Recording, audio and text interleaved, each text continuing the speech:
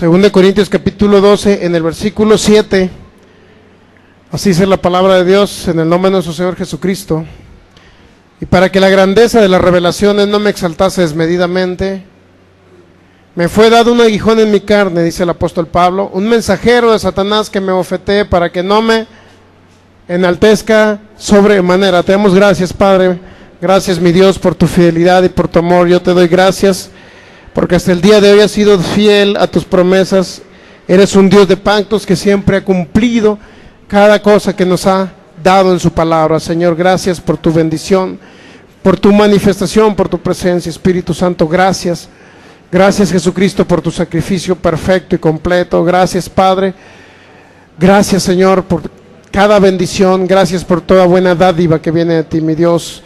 Espíritu Santo, te hacemos al Señor esta reunión y te pedimos en esta tarde espíritu de revelación, sabiduría abundante, para que podamos fluir, Señor, en tu palabra y podamos conocerte aún más, y esa revelación de tu palabra, Señor, pueda llegar a nuestras vidas en el nombre de Jesús, y pueda dar una semilla abundante, Señor, que traiga fruto poderoso en nuestras vidas y crezcamos en fe, para que tu palabra se haga presente, palpable en nuestras vidas, en el nombre de Jesús, amén.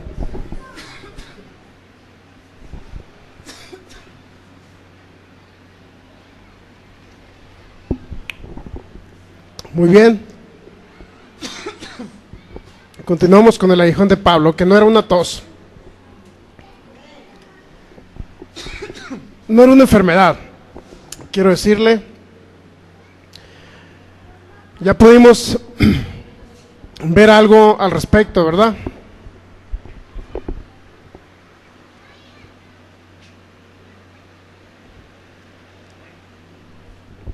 Pudimos analizar algo al respecto. Está como una vez el pastor Oral Roberts, que ya murió a los 95 años, creo que murió 90 y tantos años, 98 años, no recuerdo.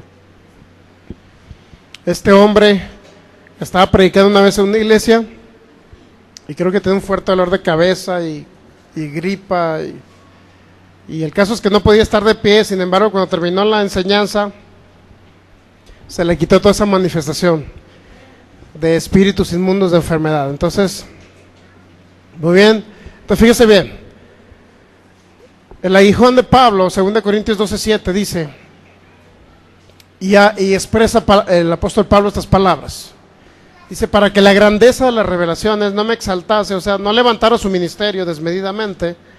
Dice que le fue dado un aguijón en su cuerpo, en su carne, y ese aguijón era con la finalidad de abofetearlo, dice la palabra, pero también dice que era un mensajero del diablo, ¿verdad? Y la idea era que no se enalteciera, de manera que no el orgullo de Pablo, no la soberbia de Pablo, sino que no se enalteciera su ministerio. Esa es la interpretación correcta de este pasaje bíblico, por todas las cosas que vamos a analizar. No creo que es porque yo lo creo así o porque yo lo interpreto así, no. Cada quien puede interpretar a su manera, ¿verdad? Unos han interpretado de este texto bíblico que le fue dado ese aguijón en el cuerpo de Pablo para que no se creyera mucho, para que su soberbia no llegara al tope, pues, para que no tuviera soberbia y se creyera demasiado. Es decir, que no fuera un engreído porque Jesucristo le dio la revelación en el tercer cielo, no. Significa que no quería el diablo que el apóstol Pablo pudiera crecer y llevar el evangelio de fe a las naciones. Era lo que no quería el diablo.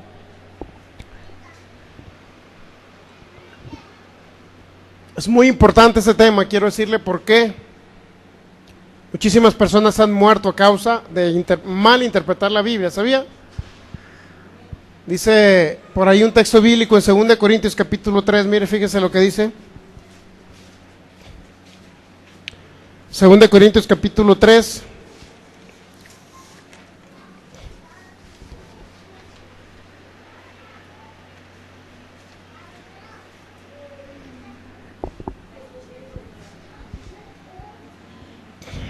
Fíjese bien lo que dice.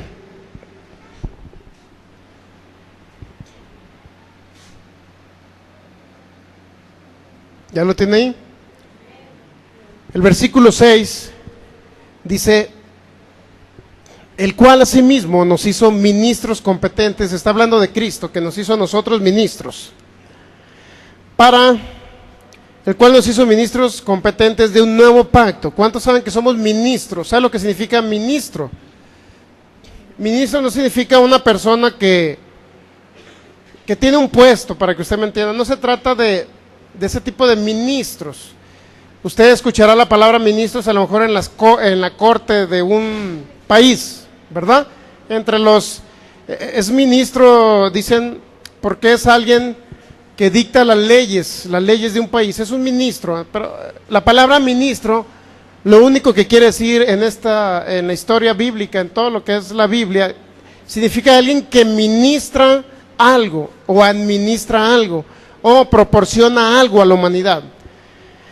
Y si somos ministros, significa que nosotros ministramos o retransmitimos el poder de Dios, con el cual sanan los enfermos, con el cual son libres las personas que tienen vicios, con el cual son libres las personas que están atados por el diablo, etcétera. Eso significa ministros, ser alguien que ministra o administra, o también se podría decir suministra algo, ya sea la palabra, ya sea el poder de Dios, etcétera. Eso significa un ministro. Pero fíjese lo que viene más adelante. Dice que somos ministros, ¿qué? Ministros de un nuevo pacto. Estamos de acuerdo, ¿verdad? Que somos ministros de un nuevo pacto. Ya no somos ministros de la ley de Moisés. Es decir, ya no somos como los sacerdotes levitas que sacrificaban animalitos. Ya no. Ahora tenemos un nuevo ministerio, o somos ministros de un nuevo pacto. Y luego dice, no de la letra, sino ¿de qué? Del Espíritu. Eso quiere decir que suministramos el Espíritu Santo a las personas. Y pertenecemos a una ley que se llama la ley del Espíritu de vida en Cristo Jesús. Es decir, lo que el Espíritu Santo ha hablado en el nuevo pacto. Pertenecemos a la ley del Espíritu. Dice, no de la letra, sino del Espíritu, porque dice, la letra, ¿qué dice? Mata.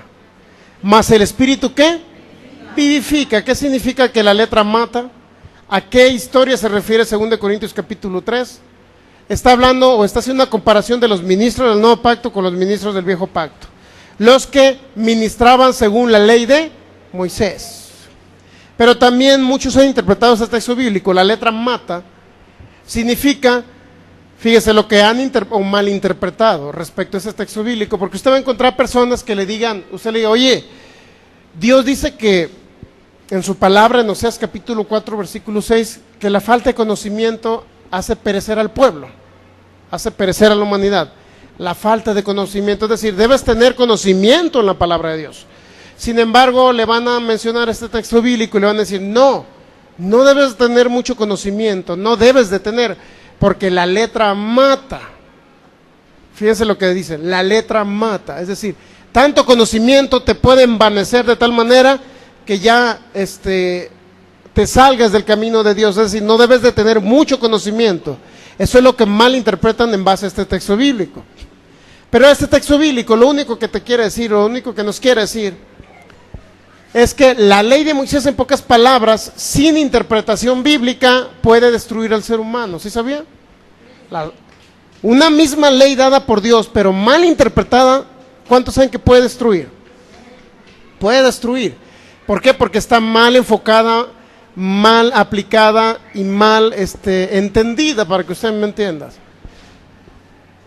Fíjese bien, si lo comparamos a las leyes naturales, por ejemplo, la ley de tránsito, un ejemplo, una ley de tránsito, ¿no? Si lo entendemos mal, usted va a encontrar lugares en el centro de Guadalajara donde no hay señalamiento de alto. Sí sabía, pero sin embargo es alto. ¿Sí sabía? No hay ni un señalamiento de ningún alto, pero sin embargo es alto para usted. Si se pasa por ahí los demás carros, por ahí por Teresita y todas esas colonias del centro, no hay altos. Sin embargo, las personas por costumbre dicen, me tengo que parar porque el que va así lleva la preferencia. Y dije, pues si yo qué culpa tengo, yo no soy de Guadalajara cuando recién llegué, ¿verdad? ¿Qué culpa tengo que no me pongan un alto ahí? Entonces, en las leyes de Dios, fíjese, en las leyes de Dios, es importante entender que si no se entienden de una manera correcta, no pueden aplicar. ¿Qué pasa, por ejemplo, si usted va por una calle que de costumbre se sabe que es alto, pero usted es de otra ciudad y no sabe que es alto y se tiene que ir de largo, porque mira, no hay ni un señalamiento, se va de largo, viene otro carro y choca, es lo que va a pasar, o sea, trae destrucción. En las leyes de Dios, si lo transmitimos o lo, por decirlo así, comparamos, ¿no? Aunque no tiene comparación, sino son ejemplos naturales. En las leyes de Dios, ¿qué pasa si se interpretan de una manera incorrecta? Dios quiso decir esto, pero a la vez no quiso decir eso, ¿sí me entiende? Por ejemplo, voy a poner ejemplo, un texto bíblico muy, que le hemos dado mucho énfasis, que es Romanos 8:28, sí lo ha leído, ¿verdad? Pero a los que aman a Dios, dice según la traducción Reina Valera 60 y otras, pero a los que aman a Dios, todas las cosas le ayudan a bien. Fíjese, vamos a Romanos capítulo 8. Romanos capítulo 8, versículo 28, un texto bíblico que lo hemos superanalizado para entender el por qué muchas personas también pueden morir de enfermedades, de accidentes, etcétera. Romanos 8:28, y sabemos que a los que aman a Dios, todas las cosas le ayudan a bien, esto es, a los que conforme a su propósito son llamados.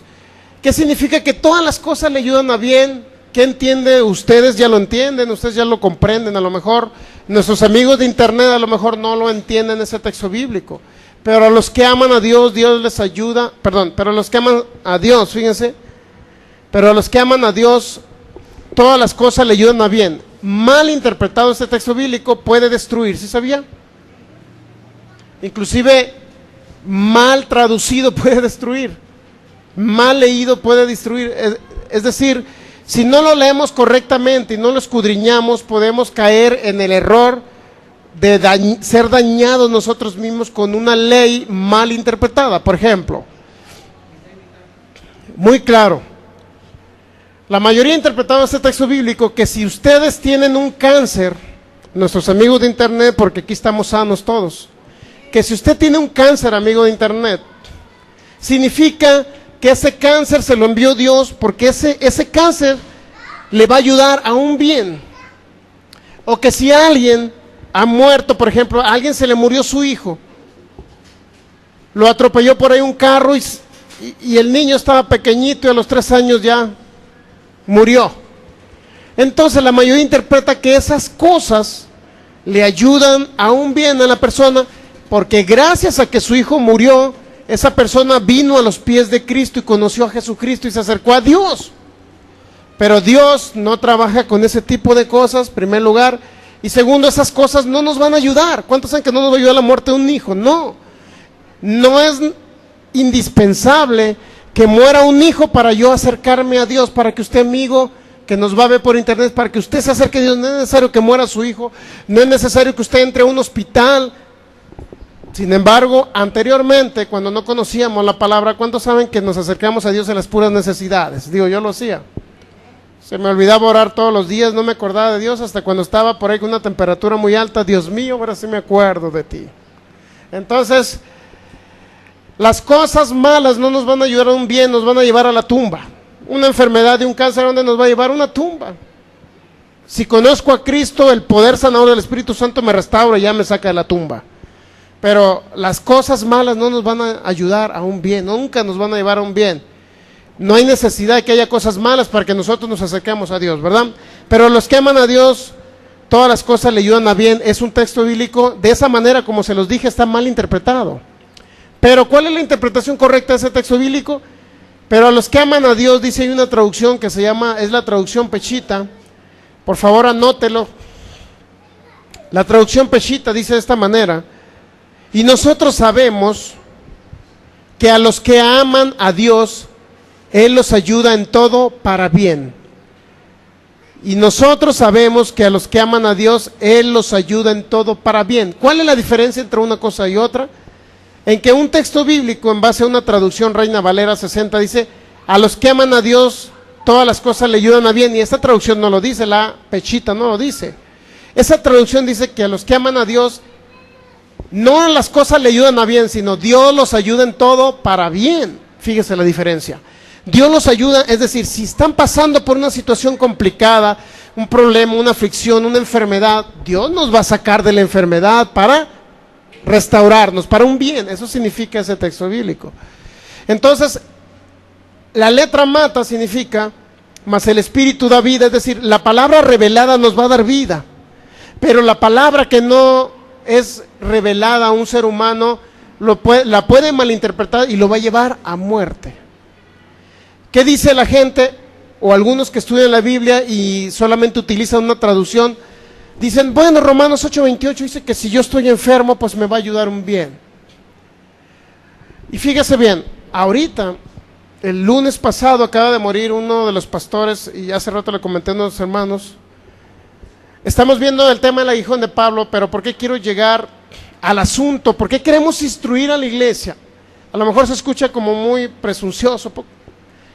Pastor Sergio, ¿cómo va a estar usted enseñando a la iglesia de Cristo? Bueno, yo fui instruido, yo fui enseñado por otros maestros de fe. Yo retransmito y aún enseño algo más que me ha dado el Espíritu Santo. Pero yo recibí la instrucción, la retransmito y el Espíritu Santo me da cosas adicionales. Yo no invento cosas, para que me entienda.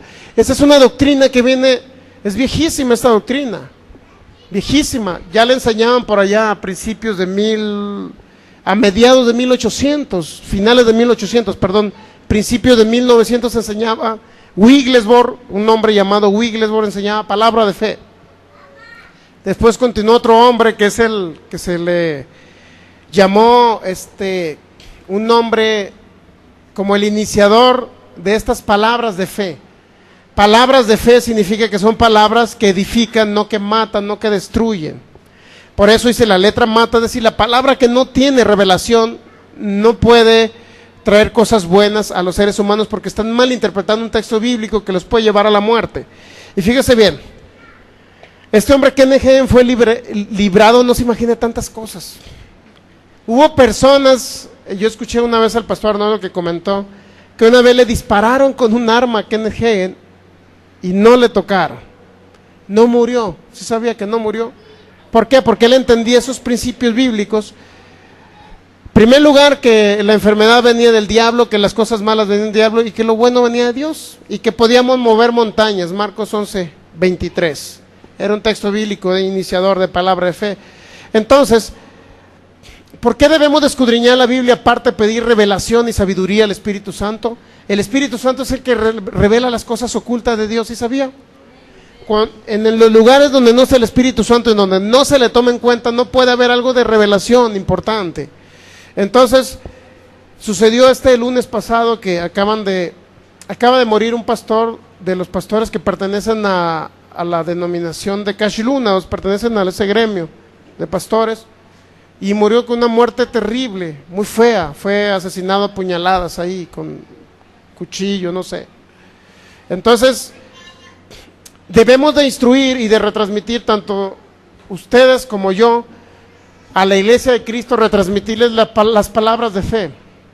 Este hombre lo vi en la campaña de hace más de un año, ¿verdad? Que fuimos a una campaña de Cachiluna, aquí en el estadio. Fuimos a la campaña y en la cena de gala que iban a hacer ahí para convivir unos pastores con otros, nos tocó ir y me tocó ver a este pastor chaparrito.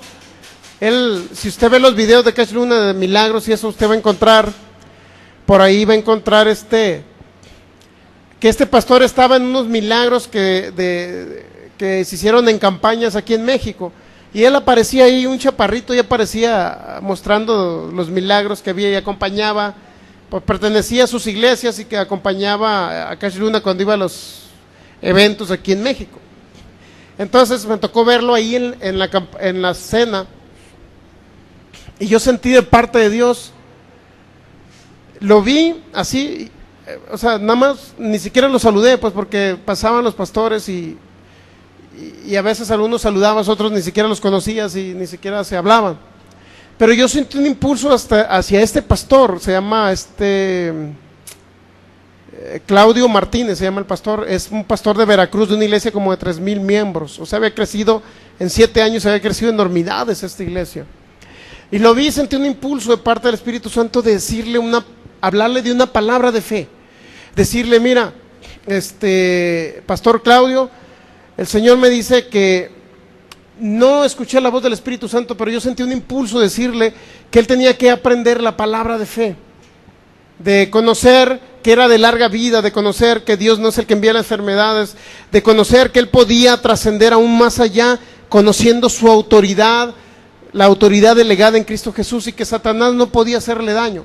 Sentí ese impulso. ¿Y sabe qué? No lo hice. ¿Por qué no lo hice? A veces tenemos conceptos, ahora sí que preconcebidos, pues tenemos cosas o ideas preconcebidas, o conceptos en nuestra mente. Yo soy de las personas que no me gusta exaltar a los pastores. Es decir, viene un pastor, independientemente de la catego que venga, dentro del mundo espiritual, yo no voy a andar detrás de él exaltándolo, porque no voy a andar detrás de él en primer lugar. O sea, puedo convivir con él, pero no me le voy a acercar para no exaltar a la persona, ¿sí me explico? O sea, no me le acerco, oye pastor, ¿qué onda? Estuvo muy buena tu prédica. O sea, no me le voy a acercar porque no quiero que esos pastores tengan más alto concepto de sí que el que deben de tener. Por eso no me les acerco, fíjense. No me les acerco imagínense llegar con un pastor de una congregación de 3,000 miembros y decir, oye, te invito para que veas los videos que tenemos en internet de nuestra congregación de palabra de fe, para que tú escuches la palabra de fe y seas de larga vida. ¿Qué concepto hubiera tenido la persona esa? No lo sé. De repente yo dije, es que si yo voy y le digo, me va a decir, bueno, pues ¿quién eres tú? Que vienes a enseñarme palabra. ¿Dónde está tu congregación? ¿Es grande tu congregación? ¿Les ha funcionado la palabra que tienen multitudes? Bueno, entonces, a veces por esos conceptos uno no les decimos nada. Primero por no exaltarlos y que vean que la gente anda detrás de ellos y puedan enorgullecerse, ensoberberse, tener soberbia pues. Y segundo, ¿por qué no le dije estas palabras? Porque muchos de ellos a lo mejor dicen, bueno, pues ¿qué me vas a enseñar tú? Yo tengo 30 años en el ministerio, tengo un ministerio de miles y miles. ¿Qué me va a decir un pastor que a lo mejor tiene 5 años en la palabra o 7 años en la palabra de fe, que son los años que yo tengo en Cristo Jesús? Entonces, por esas ideas yo no me le acerqué. Sin embargo, esta persona el lunes pasado acaba de ser asesinado en su casa. Acaba de ser asesinado.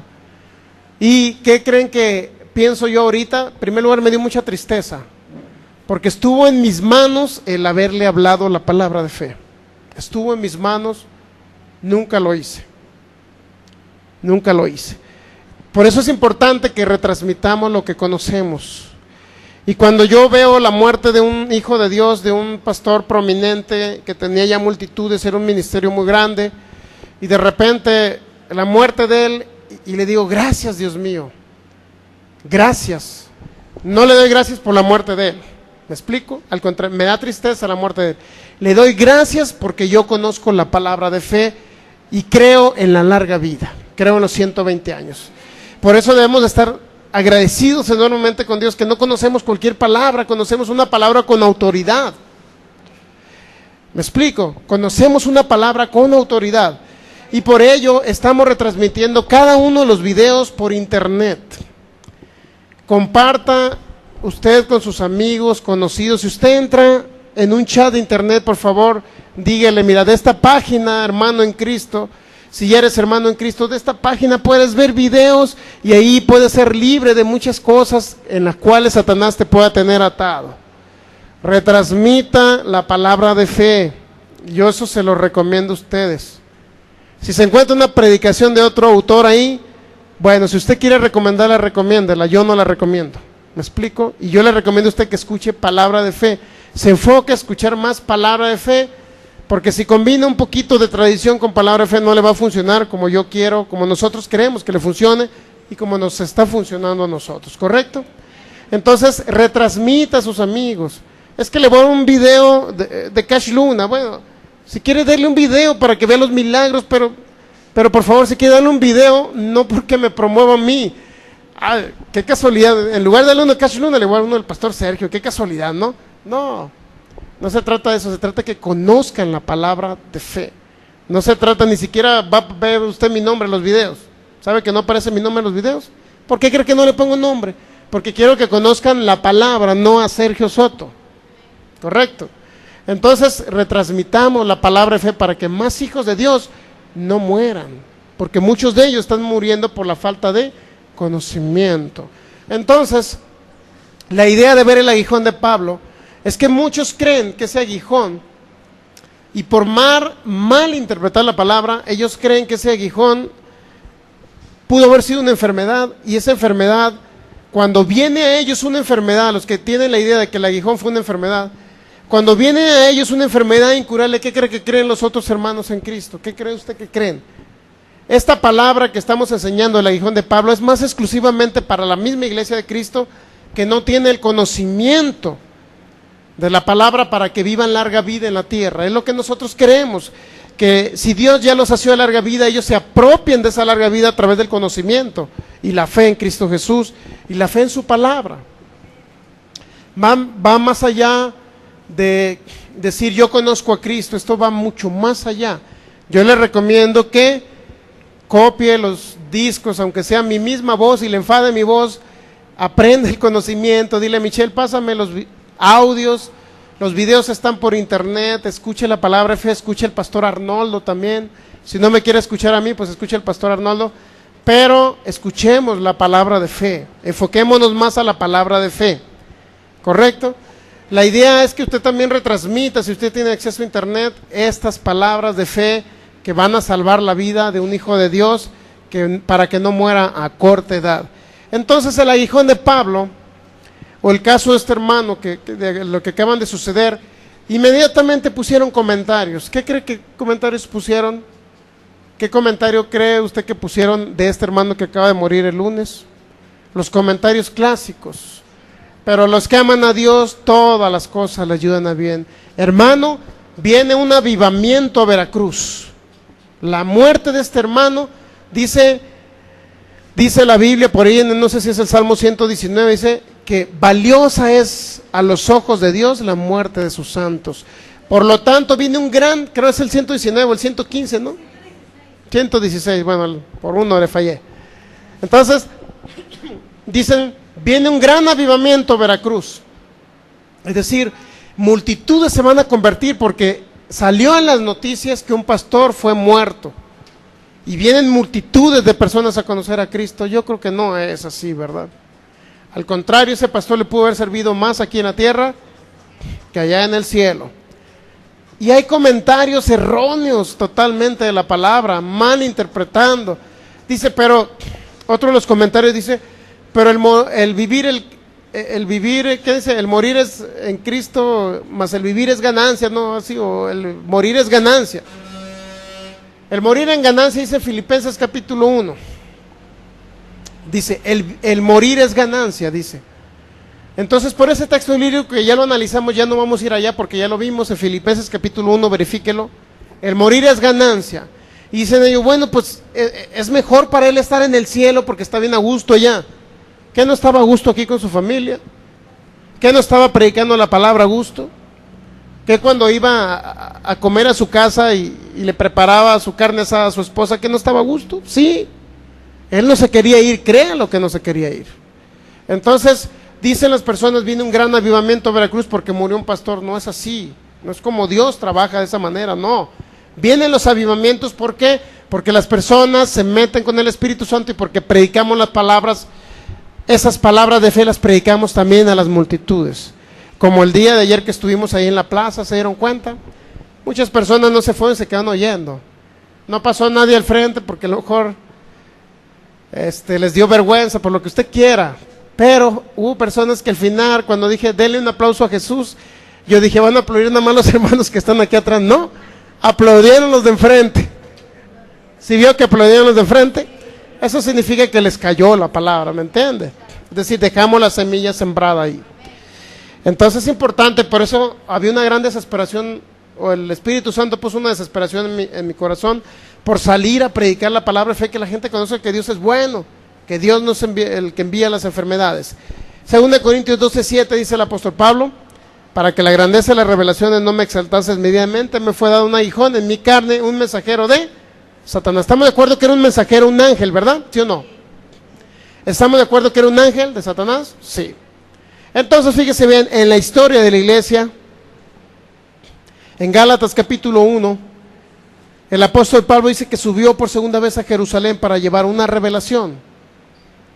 Gálatas, antes de Efesios, dice Gálatas capítulo 2, versículo 1. Después, pasados 14 años, subí otra vez a Jerusalén con Bernabé, llevando también conmigo a Tito.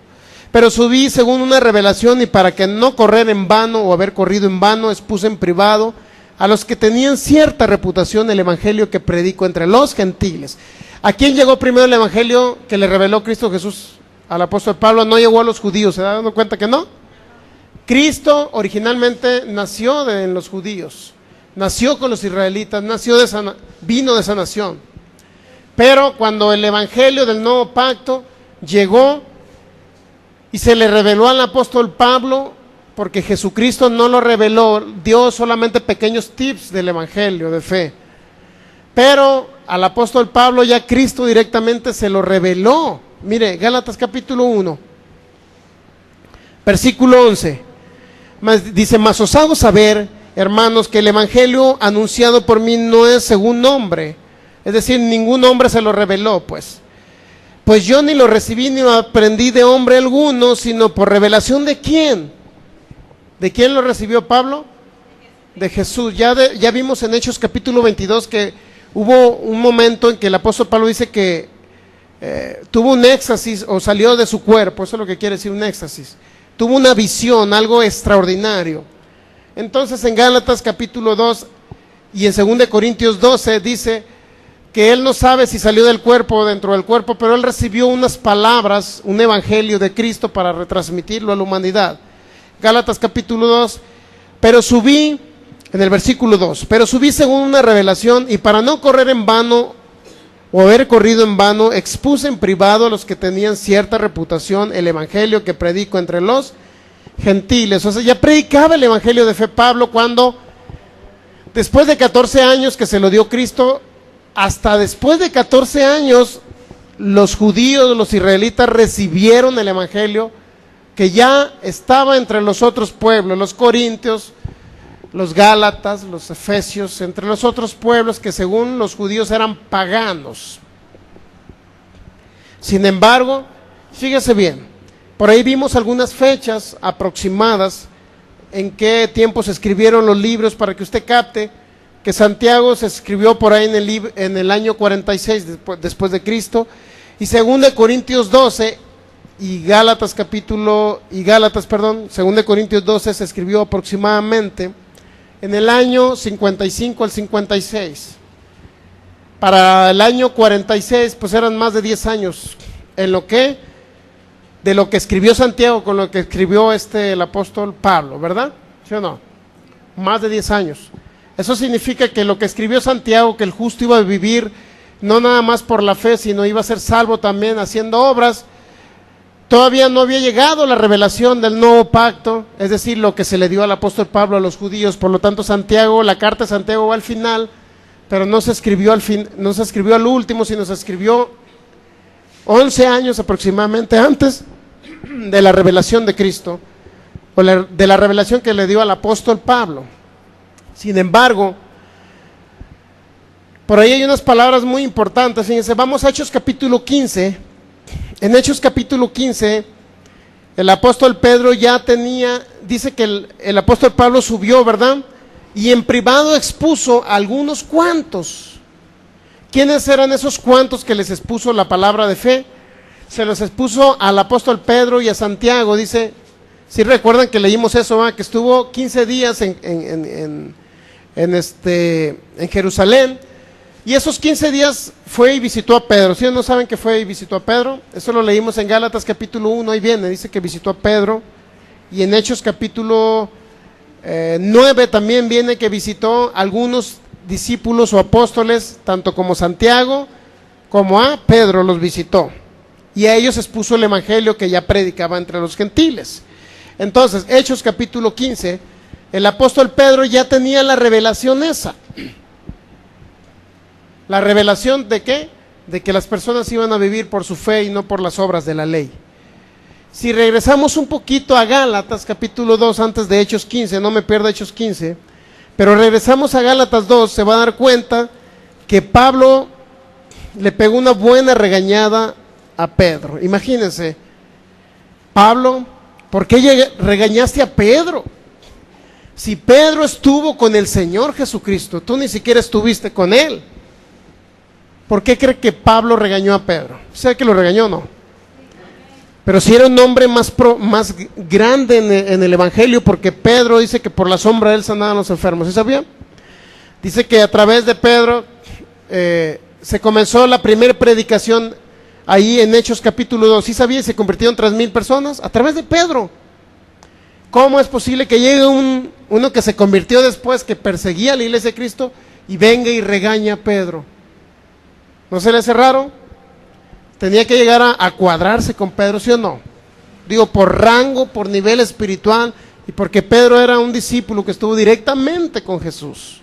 Pero fíjese bien lo que pasa ahí en Gálatas capítulo 2. En el versículo 11. ¿Qué pasó en Gálatas 2:11? Pero cuando Pedro, está platicando Pablo, pero cuando Pedro vino a Antioquía, le resistí cara a cara, porque era de condenar. ¿Qué era de condenar? ¿Quién? ¿Quién era de condenar? Usted dígame. ¿Lo que hacía Pedro, sí o no? ¿Sí o no era de condenar lo que estaba haciendo Pedro? ¿Sí o no? Después de que hacía milagros, después de que se convirtieron 3,000, después de que recibió el Espíritu Santo, después de que anduvo directamente con Jesús, Pedro era de condenar. ¿Por qué era de condenar, Pedro? ¿Qué estabas haciendo, Pedro, que hiciste, que Pablo dijo que eras de condenar? Gálatas capítulo 2, versículo 12. Pues antes que viniesen algunos de parte de Jacobo, es decir, Santiago, comía con los gentiles, es decir, Pedro comía con los gentiles. Antes de que vinieran personas que pertenecían ¿a quién? A los que seguían a Santiago. Después de Cristo Jesús, había personas que se congregaban con Santiago, para que me entienda. El apóstol Santiago. Comía, dice, con los gentiles, ¿quién? Pedro. Y luego dice, pero después que vinieron se retraía y se apartaba porque tenía miedo de los de la circuncisión. ¿Qué tenía? ¿A quién les tenía miedo Pedro? A los fariseos. A los que todavía creían, pero no nada más a los fariseos. ¿A quién cree que le tenía miedo? A los hermanos que se habían convertido a Cristo, pero que aún practicaban la ley mosaica. ¿Sí sabía que había hermanos en Cristo que practicaban la ley mosaica? Sí, sí lo sabía en esa época. Actualmente los hay, también los hay. Luego dice, versículo 13, y en su simulación participaban también los otros judíos, de tal manera que aún Bernabé fue también arrastrado por la hipocresía de ellos. ¿Qué estaba haciendo Pedro? Portándose hipócritamente, para que no diga, Pedro, el gran Pedro. Pues el gran Pedro la regaba, era ser humano. Pero cuando vi que no andaban rectamente, ¿qué fue lo que vio Pablo? Que no andaban rectamente. Fíjate, ¿qué significa andar rectamente? Ahí les va. Conforme a la verdad del Evangelio. ¿Qué es andar rectamente? Conforme a la verdad del Evangelio. ¿Cuál es la verdad del Evangelio, hermano? Fíjense. Dije a Pedro, cuando él vio que no andaban rectamente conforme a la verdad del Evangelio, dije a Pedro, delante de todos. Es decir, lo dijo públicamente Pablo. Imagínense, si no era radical en la palabra. Si tú, le dice a Pedro, siendo judío, vives como los gentiles, es decir, gozas de la libertad que tienen las personas que se convirtieron a Cristo y que no practican la ley mosaica, que no andan por obras. Así andas tú, Pedro, siendo libre en Cristo Jesús. Si tú, siendo judío, vives como los gentiles y no como judío, ¿por qué obligas a los gentiles a qué? A judaizar. ¿Qué significa judaizar? ¿Qué cree usted que significa judaizar? Comenzar a practicar la ley de Moisés cuando aún ya recibieron a Cristo Jesús. Eso significa judaizar, andar actuando como los judíos, para que me entiendan. ¿Por qué obligas a los gentiles a judaizar? ¿Qué era una de las cosas por lo cual obligaban a los gentiles a judaizar? Si quieres ser salvo y pertenecer al pacto de Dios, le decían a los gentiles, tienes que circuncidarte. Tienes que circuncidarte, porque dice que también por ahí se ejecutaron a un hermano, ¿a quién? A Tito, creo que se lo ejecutaron. ¿Sí sabía? A ver, Tito, tráiganlo y circuncídenlo. A Tito también. Entonces estaban obligando a judaizar y a decir, ahora circuncídate para ser salvo y pertenezcas al pacto de Dios. Eso decían los judíos que se habían convertido a Cristo. Pero Pablo les llamó también falsos hermanos. ¿Sí sabía? Dice, versículo 13, Gálatas 2, en su simulación participaban los otros judíos de tal manera que aún Bernabé fue también arrastrado por la hipocresía de ellos. Pero cuando vi que no andaban rectamente conforme a la verdad del evangelio, dije a Pedro delante de todos, si tú siendo judío vives como los gentiles y no como judío, ¿por qué obligas a los gentiles a judaizar? Nosotros judíos de nacimiento y no pecadores de entre gentiles, sabiendo que el hombre no es justificado, ¿por qué? Dice ahí, por las obras de la ley. ¿Cuál ley? La ley de Moisés. ¿Sabe lo que significa judaizar? Obligar a la persona a judaizar. Vivir por las obras de la ley, no vivir por la fe en Cristo Jesús, sino vivir por las obras de una ley que ya no estaba vigente. Eso significa judaizar. Entonces dice, sabiendo que el hombre no es justificado por las obras de la ley, sino por la fe en Cristo Jesús, nosotros también hemos creído en Jesucristo para ser justificados por la fe de Cristo y no por las obras de la ley, por cuanto por las obras de la ley nadie será ¿qué? Salvo o justificado. ¿Está de acuerdo en eso? Entonces, ¿por qué reprendió a Pedro? Porque Pedro conocía a Cristo, conocía la libertad en Cristo y sabía que debía vivir como los gentiles, es decir, no tienes que cumplir leyes, más que creer en Jesucristo.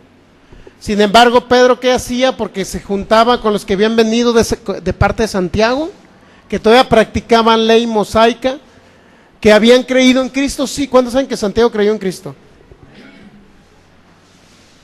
Dice la palabra que era hermano del Señor. Eso dice Santiago. Entonces, ¿ustedes creen que no haya creído en Jesús? Claro, era discípulo de él, creía en Cristo Jesús. Pero ¿por qué los que venían de Santiago trataban de obligar a Pedro y que Pedro participara juntamente con ellos para que los demás se circuncidaran y que quisieran guardar obras de la ley y que no vivieran por la fe en Cristo Jesús?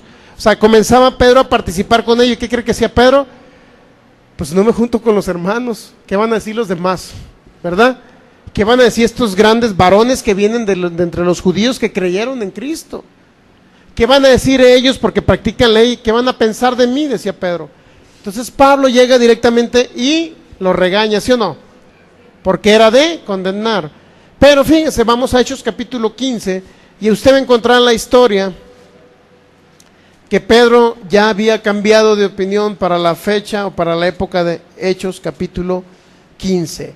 A esta época, a este acto de Hechos capítulo 15 se le denominó el primer concilio que hicieron los apóstoles, primer concilio.